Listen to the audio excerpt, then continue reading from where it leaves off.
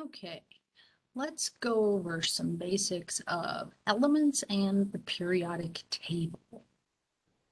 So first, let's look at the periodic table.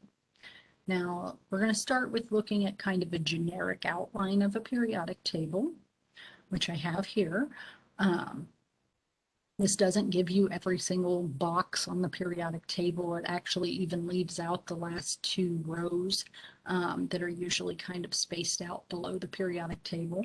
But it gives you a general guide of the layout of the periodic table. Now on this, there's some different things labeled, okay? And so you see that the first column is labeled as alkaline metals, and the second is labeled as alkaline earth metals, and the very last one is labeled as noble gases, and the second to last as halogens. Um, those are different family names for the elements, and so those are quick ways to kind of reference those columns in the periodic table. And the reason we would do that is because those elements within the same column behave similarly. And so sometimes instead of talking about a specific element within that column, within that family, we'll just reference the entire column, saying that basically you could pick any of those and it's going to pretty much do the same thing, or it's going to behave similarly. And then there's another thing labeled there, the transition metals. And so that's that center block of the periodic table. So as it implies, along with alkaline earth metals and alkali metals, all of those names indicate those areas of the periodic table are referring to metals. Okay. But the transition metals, those are the area of the periodic table where it's more complex. Those elements get dealt with a lot in just standard practice, but understanding them in depth is trickier than the other elements. So usually, at least when you get started in chemistry, you focus on the main group elements, which is also called the representative elements. So those I have labeled with that general periodic table. Those are the taller groups on the periodic table. So it excludes the transition metals. It excludes what we would call the inner transition metals, which are the two rows that are below what's shown here. And so those representative elements or main group elements are definitely really important no matter what level you're at in chemistry. And sometimes we will refer to those using their family names, at least for the ones that are given here. But a lot of times we'll just keep it simple and call them group numbers. So the very first column, the alkali metals, we could call it alkali metals, or we could call it group 1. And then the alkaline earth metals, that second column, we can call it that, or we can call it group 2. Okay, and so on.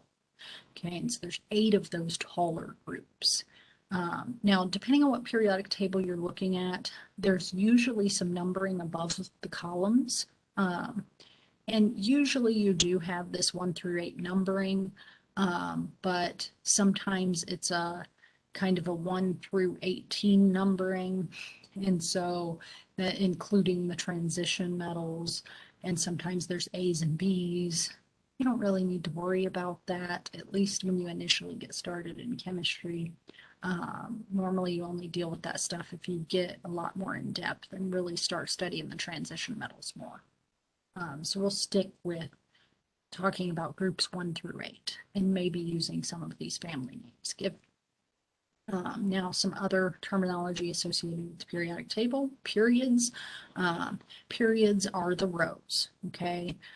So if we refer to period 1, we're talking about the very first row, which only contains hydrogen and helium, okay? So it's only the very top 2 elements. And if we look at the second row, that would be period 2, and keep on going on. We have period 3, 4, 5, and so on. Now, within a period, those elements have properties that vary, and usually they follow a regular pattern. So if you understand something about a couple things in a particular period, it helps you kind of figure out things about other things in that period, because usually the properties are going to either increase or decrease in one direction or the other. Okay. Um, so you can have different energies associated with them that will increase or decrease as you go across the periodic table, or you can talk about, say, densities, or I don't know, there's melting points, boiling points, and they'll have some increase or decrease in a regular pattern, or typically, at least for the main group elements. Now, you also have groups, and those are the vertical columns. Okay. So what I was calling the families. So groups and families, those are interchangeable terms.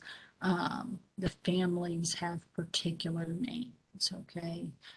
So alkali metals, alkaline earth metals, and so on. Within those families or groups, the elements have very similar physical and chemical properties. Okay. Now they're not identical, but they're very similar. So alkali metals all tend to react very similarly. And so if one of them reacts with a particular substance in a particular way, all the others are very likely to do the same. Okay. But how how vigorous the reaction is, it depends on which actual element in the family you're dealing with. Okay. But how it behaves, how it interacts with things is going to be very similar, very predictable.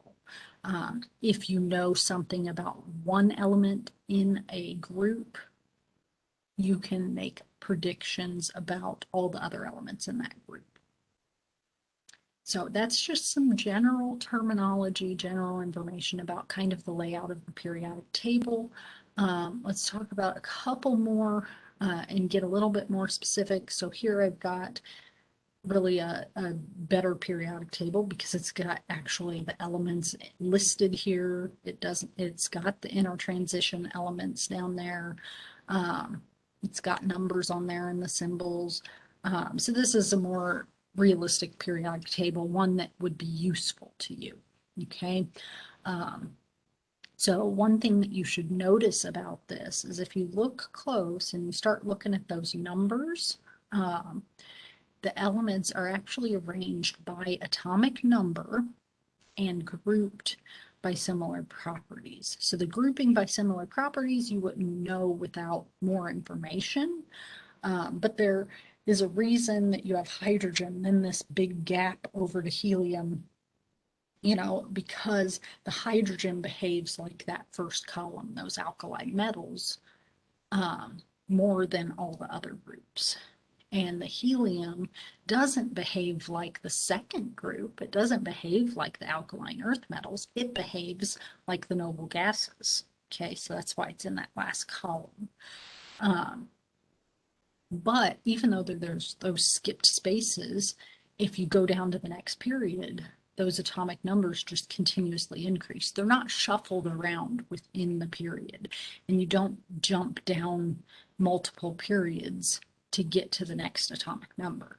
So they are increasing in order across the periods and down the groups. Okay. And so those atomic numbers, that's those top numbers. Okay. Now, not every periodic table places the numbers in the same location, but this one in particular, the whole numbers, notice, are on the top. That's the atomic number. Okay. Or it's the Z. Okay. Or that's the number of protons. Okay. And so if you look at the top for any of these elements, so it would be a 2 for helium, a 3 for lithium, a 4 for beryllium, and so on. Okay, those are all the atomic numbers. And so most periodic tables at least have that along with the element symbol. Okay, now when there's a second number, that number with the decimal places, which in this case is written on the bottom, some periodic tables, they'll put that number at the top. Okay, you just figure it out based on where's your increasing whole numbers versus where's the decimal values. So those decimal values, say like on boron here, 10.81, that is your average atomic mass. Okay, and so that is the number of AMUs on average in one atom of that element. Okay, so one boron atom on average weighs 10.81 AMU. Okay, um, and so you can look that value up for any element. You just look at the bottom number, at least on this periodic table, you find that other value, and that's your average atomic mass. Now, some other things to note about this periodic table. On this one, they specifically label the metals and the metalloids and the nonmetals. Okay. And what you should notice is those are all kind of in clusters of areas. Okay. The nonmetals are all pretty much at the upper right-hand side of the periodic table. The metalloids are on kind of a stair-step line that separates the metals and the non-metals. Okay. The one kind of oddball is hydrogen. And so hydrogen, even though it's over here near all the other metals, it is a non-metal. So you have to be careful there. So it is classified as a non-metal because its properties are like a non-metal. Okay. The only reason on the periodic table it's placed with those metals is because it chemically can behave like a metal, okay? But its kind of outward properties are more non-metallic, okay? So that's a little confusing. You just have to accept hydrogen's a non-metal. Most periodic tables put it with the alkali metals though, okay? But it's not an alkali metal. It's just placed there because of its electronic structure. Okay, now let's talk a little more specifically about elements. So elements naturally occur as either atomic elements or molecular elements. And when I say atomic, I mean exist as individual atoms. And when I say molecular, I mean exist as individual molecules. Okay. So you have to remember an atom is kind of the smallest unit of an element. So if you're looking at pictorial representations, it's usually just a circle or a sphere. Okay. Whereas the ones that exist as molecules, you have multiple atoms bonded together. Okay. And so some elements naturally are just those independent atoms, and others actually like to bond to one another. Now, the atomic elements, that's going to definitely include all of the metals and all of the semi-metals. So anytime you're dealing with metals, you should know that it just exists as individual atoms if it's by itself. Now, that doesn't mean it can't bond to things. It's just metals and semi-metals aren't going to bond to themselves, okay? They want to bond to other things, okay? Whereas the molecular ones, those or actually, I guess I should finish with atomic. Atomic can also include some nonmetals. The molecular also can be some nonmetals. So the nonmetal part's the confusing part, okay? So nonmetals could be atomic, they could be molecular, okay? Meaning they could exist as those individual atoms, or they could prefer to bond to one another. So I'll give you kind of a list of these possibilities. So for atomic elements, that's going to definitely include all of the noble gases. So the last period of the, or sorry, the last group of the periodic table, definitely those things naturally exist as individual atoms. The other nonmetals that exist as individual atoms are carbon and selenium. And then the molecular ones, you can actually have two different types of molecular elements, and that would include the diatomics and polyatomics. The diatomics are hydrogen, nitrogen, oxygen, chlorine, bromine, and iodine.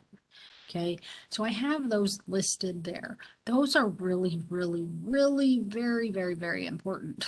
Okay, guys, those are things that you want to commit to memory. Okay, most people assume that you know that off the top of your head. They assume you know that hydrogen is a diatomic element. Okay, um, you aren't going to run across individual hydrogen atoms by themselves.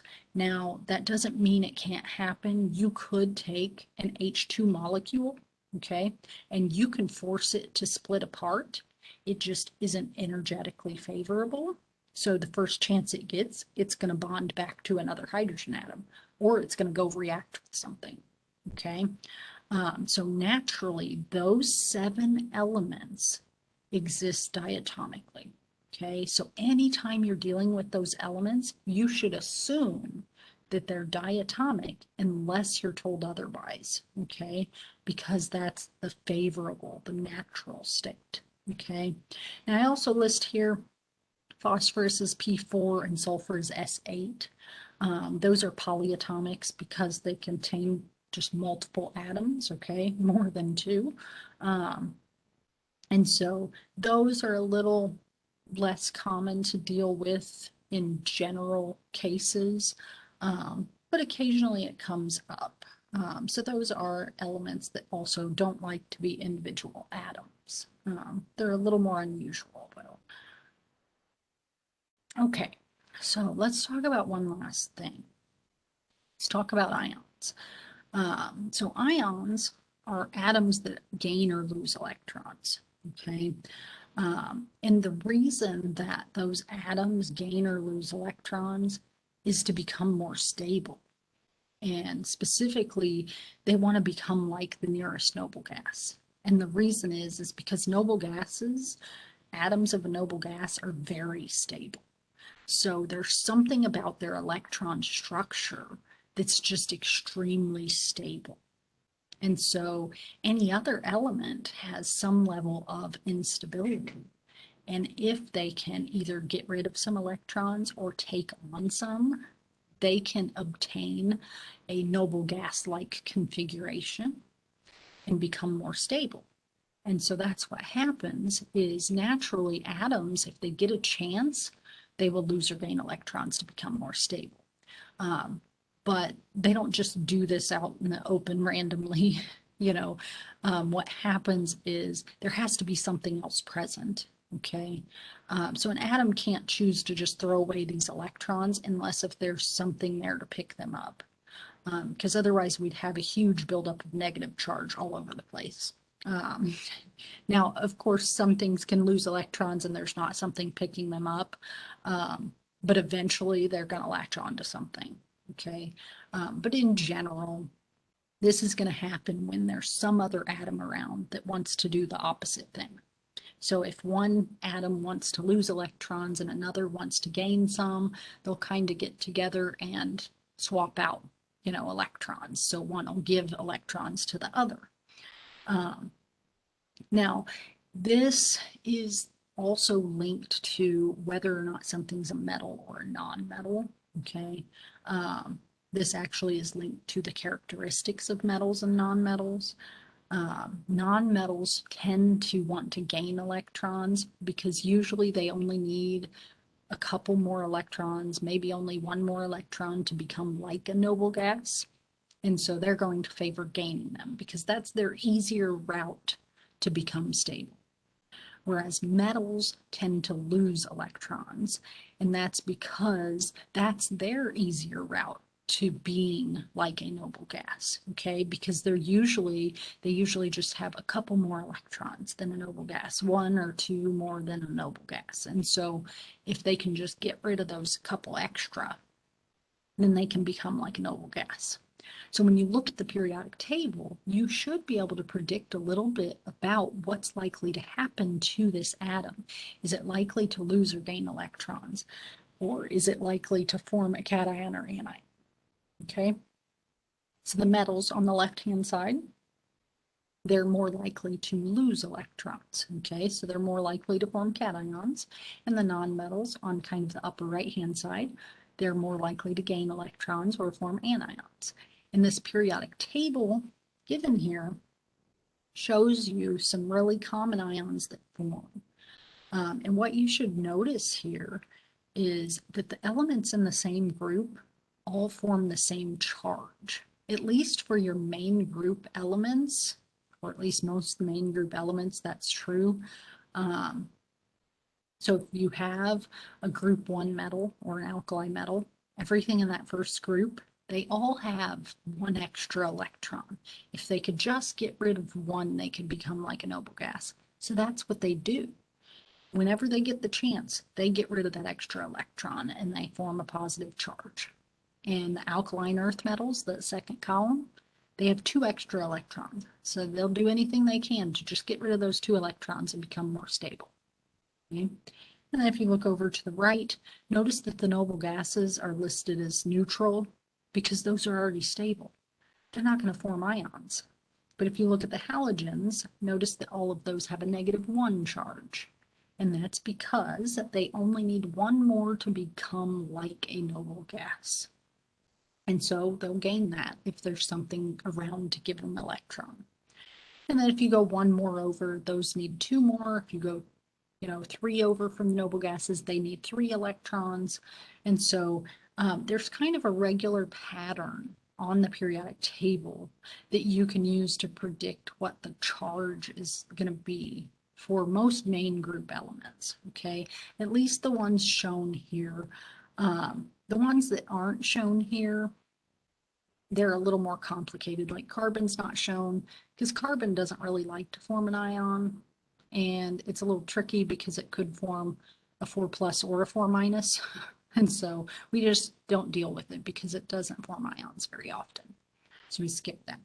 And then you have the transition metals are left off of this table, and most of the metals below the semi-metal kind of stair-step line are left off because those are more complicated. Some of those can form more than one charge. Their electronic structure is a lot more complicated.